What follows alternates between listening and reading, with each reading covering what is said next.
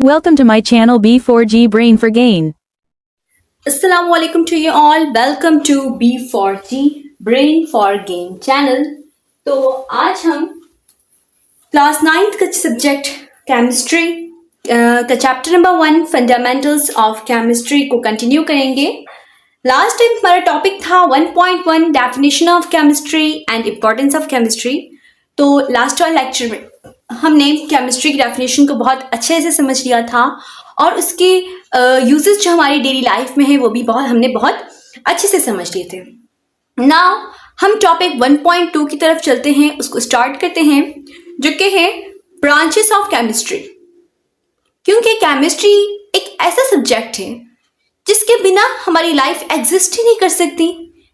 हमने last time जो उसके इम्पोर्टेंस पढ़ी थी, हमने ये देखा था कि कुकिंग में, हमारी डाइजेशन में, हमारे ईटिंग में या हमारी वॉशिंग में, हमारे जो है फर्टिलाइजर्स में, ग्लास में, सीमेंट में, प्लास्टिक्स में, इवन हमारी मेडिसिन में, हमारी डिजीज़ को जो है वो डायग्नोस करने में, हमारे डिजीज़ को सही करने में, उनको बेहतर करने में, हमारे वाटर में जो भी पैथोजेनिक ऑर्गेनिजम्स होते हैं, ये जर्म्स वगैरह होते हैं, उनको किल करने में केमिस्ट्री का सबसे बड़ा रोल है.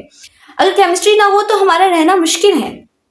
तो केमिस्ट्री की बहुत ज़्यादा इम्पोर्टेंस है, बहुत ज़्यादा यूजेस हैं और इसी वजह से केमिस्ट्री की जो नॉलेज है वो बहुत ही ज़्यादा वसी है, बहुत ही ज़्यादा केमिस्ट्री की नॉलेज है. तो केमिस्ट्री की नॉलेज को उनकी ब्रांचेस में, क्लासेस में डिवाइड कर दिया गया है ताकि हमें इजीली केमिस्ट्री की ब्रांच, केमिस्ट्री के जिस ब्रांच को हम समझना चाहते हैं वो हम इजीली समझ सकें. अदरवाइज सारे कंसेप्ट्स जो हैं वो सारे क्या हो जाते, मिल जाते. इसलिए केमिस्ट्री की हर एक ब्रांच में केमिस्ट्री की हर नॉलेज को एक ब्रांच में डिवाइड किया गया है. तो आज हमारा टॉपिक 1.2 ब्रांचेस ऑफ केमिस्ट्री का पार्ट 1 आज हम पढ़ेंगे. सारी ब्रांचेस नहीं पढ़ेंगे, इंशाल्लाह आज हम 5 ब्रांचेस जो हैं अपनी क्लियर कर लेंगे. चलें स्टार्ट करते हैं जी. तो अभी यहाँ पे मैंने ब्रांचेस ऑफ केमिस्ट्री 2 मेंशन की हुई हैं. सबसे पहले आपकी बुक में दी गई है फिजिकल केमिस्ट्री. पहले हम लेक्चर लेते हैं, फिर हमेशा की तरह बुक रीडिंग कर लेंगे. कुछ पॉइंट्स रह जाएं तो बुक से लिख लेंगे, ठीक है. क्योंकि बोर्ड पर लिखना, हम पूरी रीडिंग तो बोर्ड पर लिखते नहीं है. टीचर्स भी आपके लेक्चर लिखते हैं, पूरी रीडिंग तो नहीं लिखते ना, तो मेन पॉइंट लिखते हैं, बाकी हम बुक से रीडिंग करेंगे. और बुक रीडिंग अभी से आदत डालें ताकि आपके एमडी केट, ई केट के पेपर्स के लिए इजी हो. Book reading is most important. Book reading अगर आपकी नहीं है, आप कोई टेस्ट क्लियर नहीं कर सकते. तो बुक रीडिंग पर अपनी महारत हासिल करें, इंशाल्लाह कोई टेस्ट आपके लिए मुश्किल नहीं होगा.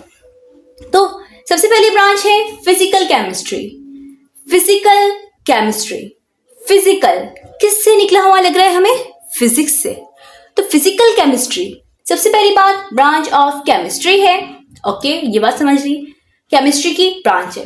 दूसरी बात, deals with relationship between composition and physical properties of matter. अब फिजिकल केमिस्ट्री रिलेशनशिप बताती है, ताल्लुक बताती है दो चीजों के दरमियान.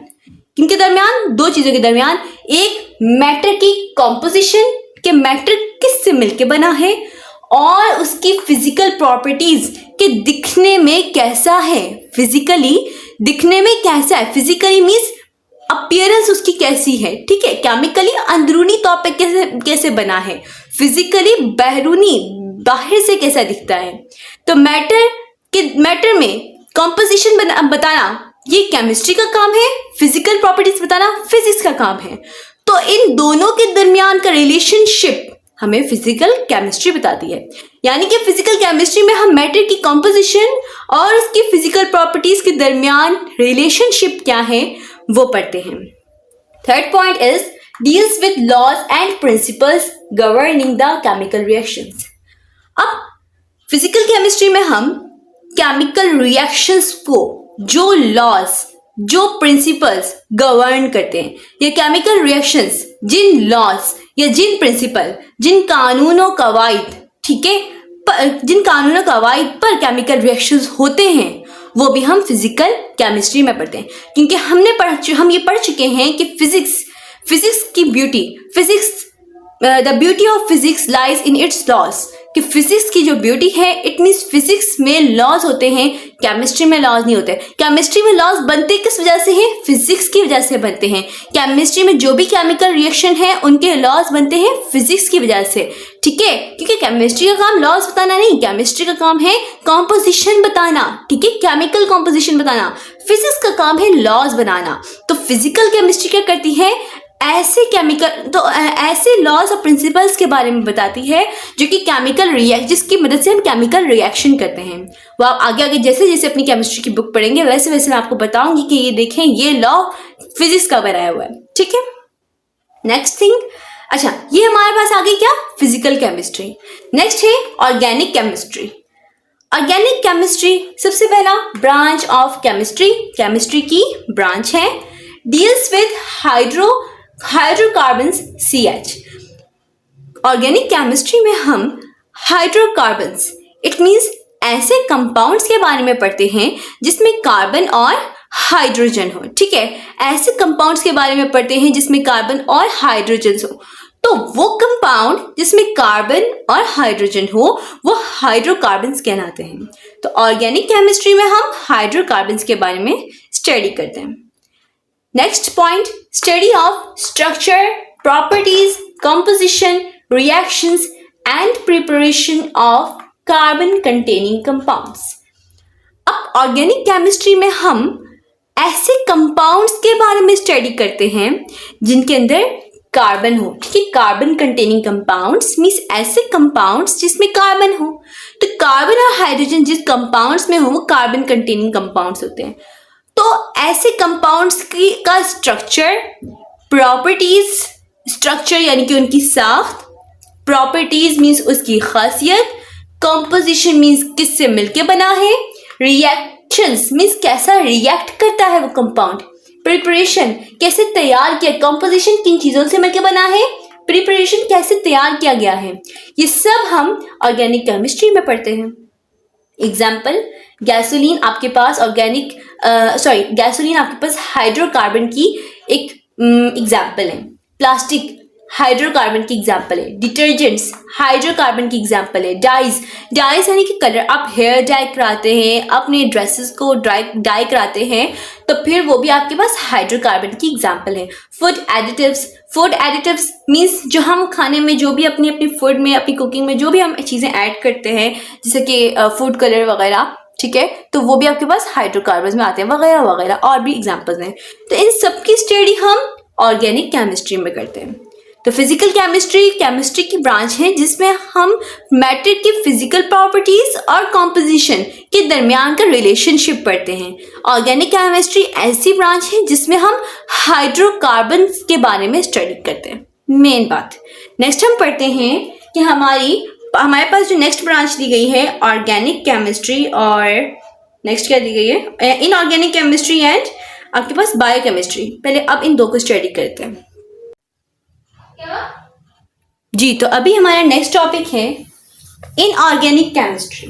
हमने पढ़ लिया फिजिकल केमिस्ट्री, फिर हमने पढ़ ली ऑर्गेनिक केमिस्ट्री, अब है इनऑर्गेनिक केमिस्ट्री। तो इनऑर्गेनिक केमिस्ट्री को रीड करते हैं कि इनऑर्गेनिक केमिस्ट्री क्या है।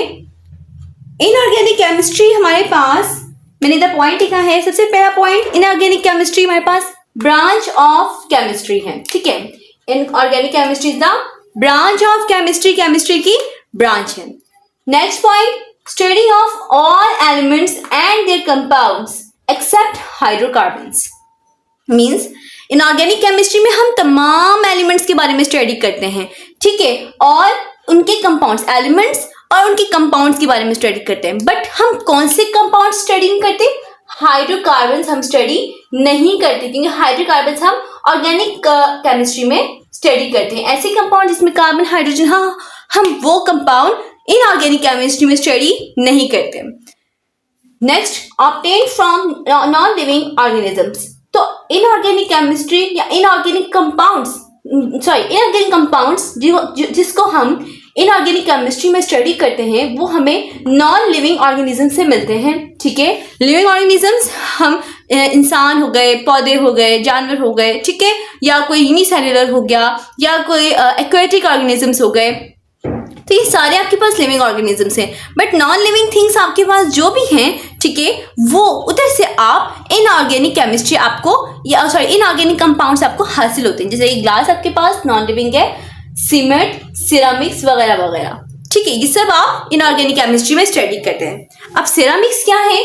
सिरामिक्स में आपके पास नॉन मेटेलिक, मेटल नहीं होता, नॉन मेटेलिक होता है, मेटल नहीं है, नॉन मेटेलिक है, इनऑर्गेनिक है, ठीक है। सेरामिक आपके पास non metallic inorganic solid materials होते हैं made by heating substances.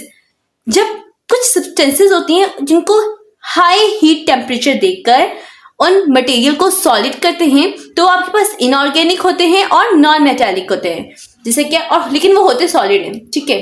Non metallic यानी कि मेटल नहीं होंगे, वो इनऑर्गेनिक होंगे, ठीक है, यानी कि उसमें कोई कार्बन और हाइड्रोजन या नहीं होगा, और वो सॉलिड होंगे, ठीक है, जिनको हम किससे बनाते हैं? बाय हीटिंग से बनाते हैं। जैसे कि क्ले पॉट्स, मिट्टी के बर्तन सॉलिड होते हैं ना, टूट भी सकते हैं, बट होते कैसे, टेक्सचर कैसा होता है? सॉलिड होता है, और इसको हीट देकर बनाते हैं। और क्ले जो मिट्टी होती है वो क्या होती है? इनऑर्गेनिक होती है, नॉन लिविंग होती है, इसलिए वो इनऑर्गेनिक होती है। इतनी बात समझ आ गई, ठीक है। नेक्स्ट आपके पास है मेटलर्जी। मेटलर्जी आपकी बुक में दिया गया है, मैंने इधर मेंशन नहीं किया, ठीक है। मेटलर्जी के बारे में भी हम इनऑर्गेनिक केमिस्ट्री में पढ़ते हैं। मेटलर्जी का मतलब है technology of metals, means metals की माइनिंग, ठीक है, मेटल्स को निकालना, उनको किस तरीके से साफ करना है, उनको शेप वगैरह देना, ये सारी मेटल्स की टेक्नोलॉजी है, ठीक है।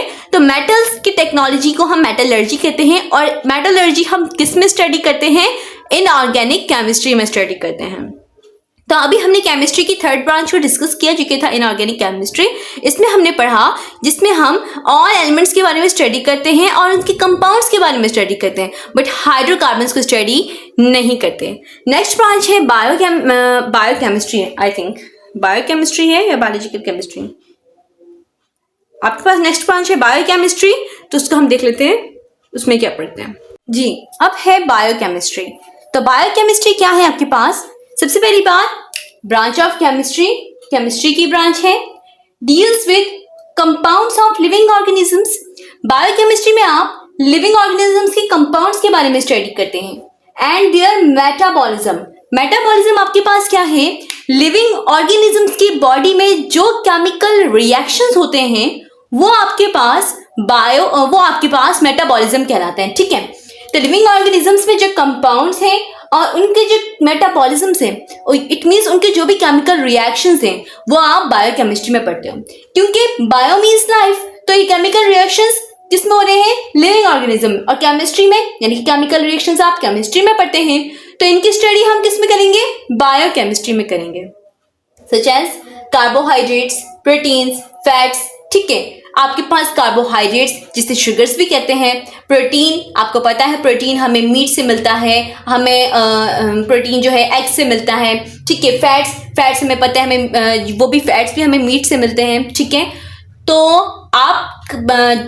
ये सारे कंपाउंड्स किस में होते हैं? लिविंग ऑर्गेनिजम्स में होते हैं, चाहे वो प्लांट्स हैं, चाहे वो एनिमल्स हैं, चाहे वो आपके पास ह्यूमन हैं, चाहे वो आपके पास एक्वेटिक ऑर्गेनिजम्स हैं, कोई भी हैं, तो उन सब के पास ये कंपाउंड्स होते हैं। और ये कंपाउंड्स आपके पास बायोमॉलिक्यूल्स कहलाते हैं, क्योंकि it means bio means life, molecules means यही कंपाउंड्स, ठीक है। मॉलिक्यूल्स जो आपकी बॉडी में है तो इन्हें बायोमॉलिक्यूल्स कहेंगे। तो अब लिविंग ऑर्गेनिजम्स में मेटाबॉलिज्म यानी कि केमिकल रिएक्शंस और उनके कंपाउंड के बारे में स्टडी हम किस में करते हैं? बायोकेमिस्ट्री में करते हैं।